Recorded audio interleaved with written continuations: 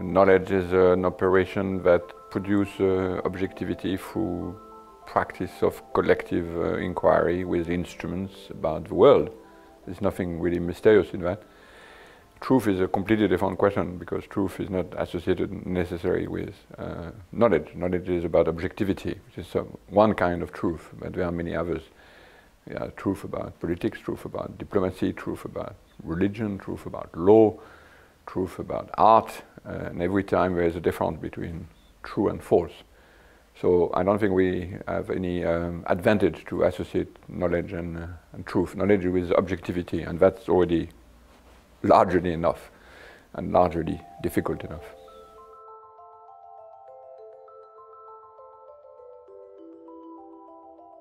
Of course I am a relativist, like all scientists. Like in objectivity, you cannot produce objectivity without being relativist, which means that you are able to establish relation with very different type of frames of reference and different type of people, different type of things, different. You have to think in many different point of view if you want to be a geologist studying rocks, or if you want to be an anthropologist studying other people. I mean, relativism is the heart of scientific objectivity production.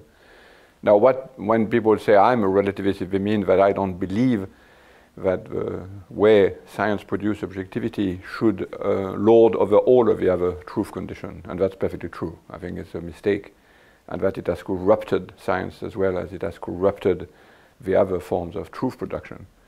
So I think there is no advantage, and as I said before, associating truth and knowledge. Knowledge is about objectivity. Let's do it.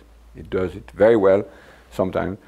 And it has to be defended, and it has to be protected against criticism.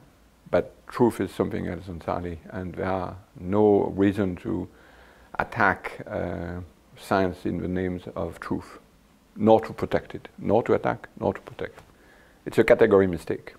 But rationalists love to do this category mistake because they have charged science with a capital S with everything: morality, politics, religion, law, and so on.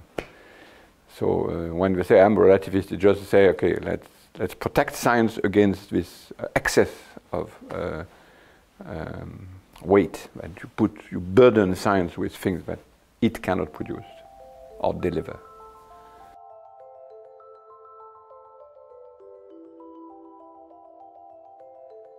Because it's producing objectivity. It doesn't produce good life, it doesn't produce law, it doesn't produce religion, it doesn't produce poetry. There are many other things which we need to live in a collective which science cannot deliver. Why charging it with the weight of holding civilization on its back if it's not able to deliver it? Let science deliver something else. And that the only thing it does well, which is produce objectivity about the state of the world, it's not even protected against that, because you need money, you need people, you need training. All of these things will disappear from a view of science which is usually projected as truth, capital T, about science, capital S. So I'm part of those who want to protect science against the excess of epistemology, but also against criticism. For that it has to be, you have to provide a realistic definition of what science is.